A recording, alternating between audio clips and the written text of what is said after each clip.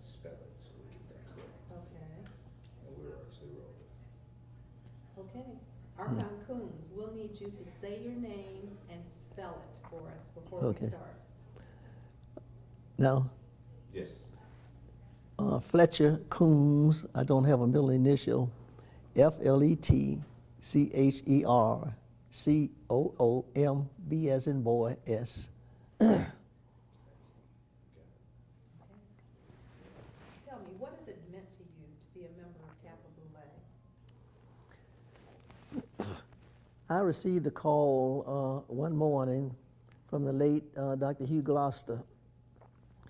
And Dr. Gloucester was one of my English teachers at Morehouse. And he said that he had presented my name to become a member of Sigma Pi Phi fraternity, and Kappa Boule, as you know, is the name given for chapters. And don't turn me down.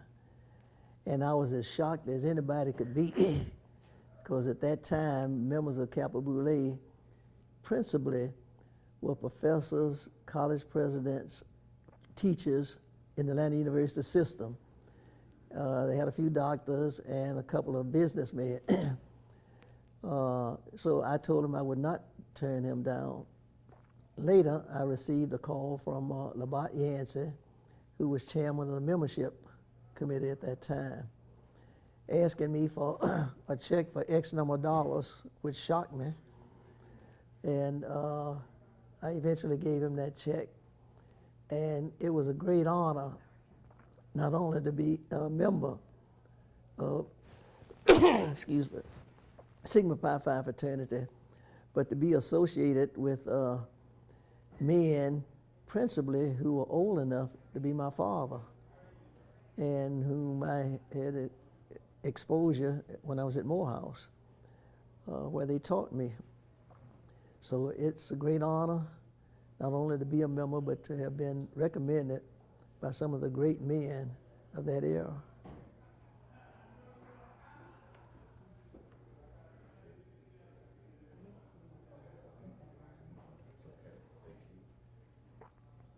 Okay, can you share with us, if you will, your personal recollection of any of the founders of Kappa Boule? I think in particular, I've heard that you were acquainted with A.T. Walden. Yes. A.T. Walden was a lawyer, and at that time we didn't have many lawyers of color. And he was what we would refer to at that time as a fierce lawyer. We had in Atlanta what was known as the Negro Voters League. The leaders of the Democratic Party of color and the leaders of the Republican Party of color, and we call A.T. Walden Colonel Walden. And he was on the Democratic side. But he took those cases where it was difficult for him, not only for him, but for a person to be found innocent. And they referred to him as Bulldog. Very few people would know him by that name. But he had a face, they said, which resembled a bulldog. I don't agree with that. But he later became a director of Mutual Federal Savings and Loan Association, where I worked. And he was just one of the outstanding defense lawyers of that era.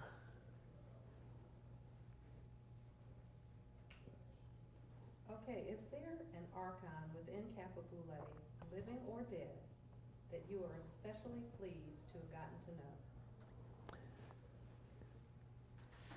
I would pick the late Dr. Brisbane. Dr. Brisbane was a professor of political science at Morehouse.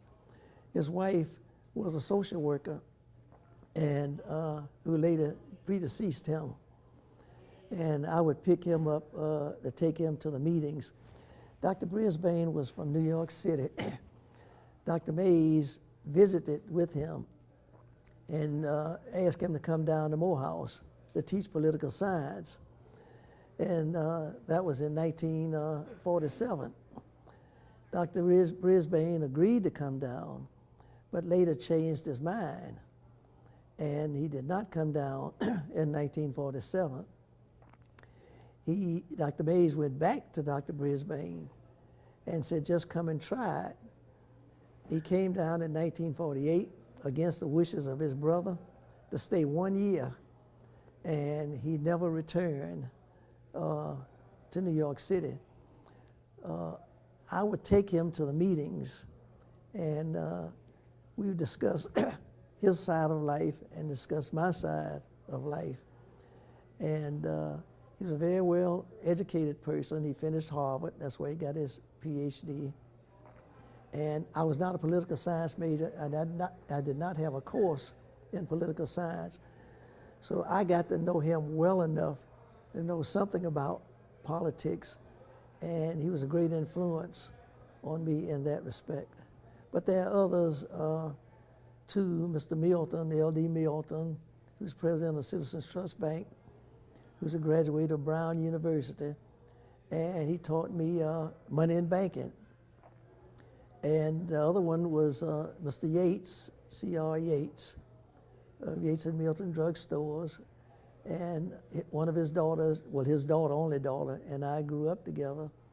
She skipped the 4th grade, and we were classmates from the 5th grade throughout high school. She's a Clara Haley now.